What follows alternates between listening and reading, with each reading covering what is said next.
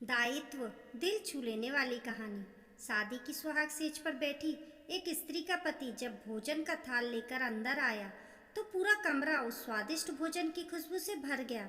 रोमांचित उस स्त्री ने अपने पति से निवेदन किया कि माँ जी को भी यहीं बुला लेते तो हम तीनों साथ बैठकर भोजन करते। पति ने कहा, छोड़ो उन्हें, वो खाकर सो गई होंगी, आओ हम साथ में भोजन करते हैं प्यार से। उस स्त्री ने पुनः अपने पति से कहा कि नहीं, मैंने उन्हें खाते हुए नहीं देखा है। तो पति ने जवाब दिया कि क्यों तुम जिद कर रही हो, शादी के कार्यों में थक गई होंगी इसलिए सो गई होंगी, नींद टूटेगी तो खुद भोजन कर लेंगी, तुम आओ हम प्यार से खाना खाते हैं। उस स्त्री ने तुरंत डाइवोर्स लेने का फैसला कर लिया और डाइवोर्स लेकर उसने दूसरी शादी कर ली और इधर उसके पहले पति ने भी दूसरी शादी कर ली। दोनों अलग अलग सुखी घर गृहस्थी बसाकर खुशी खुशी रहने लगे। इधर उस स्त्री के 2 बच्चे हुए जो बहुत ही सुशील और आज्ञाकारी थे। जब वह स्त्री 60 वर्ष की हुई तो वह बेटों को बोली, मैं चारों धाम की यात्रा करना चाहती हूँ ताकि तुम्हारे सुखमय जीवन के लिए प्रार्थना कर सकूं। बेटे तुरंत अपनी माँ को लेकर चारों धाम की यात्रा पर निकल गए।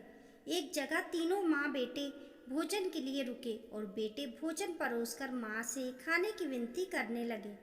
उसी समय उस स्त्री की नज़र सामने एक फटेहाल, भूखे और गंदे से एक वृद्ध पुरुष पर पड़ी जो इस स्त्री के भोजन और बेटों की तरफ बहुत ही कतार नज़र से देख रहा था।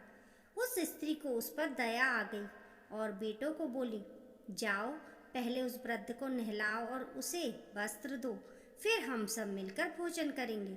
बेटे जब उस वृद्ध को नहलाकर कपड़े पहनाकर उसे उस स्त्री के सामने लाए तो वह स्त्री आश्चर्यचकित रह गई। वह वृद्ध वही था जिससे उसने शादी की सुहाग रात को ही डाइवोर्स ले लिया था। उसने उससे पूछा कि क्या हो गया जो तुम्हारी हालत इतनी दयनीय हो गई।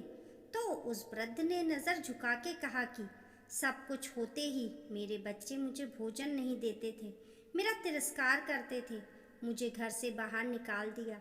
उस स्त्री ने उस वृद्ध से कहा कि इस बात का अंदाज़ा तो तुम्हारे साथ सुहागरात को ही लग गया था जब तुमने पहले अपनी बूढ़ी माँ को भोजन कराने के बजाय उस स्वादिष्ट भोजन की थाल लेकर मेरे कमरे में आ गए और मेरे बार बार कहने के बावजूद भी आपने अपनी माँ का तिरस्कार किया।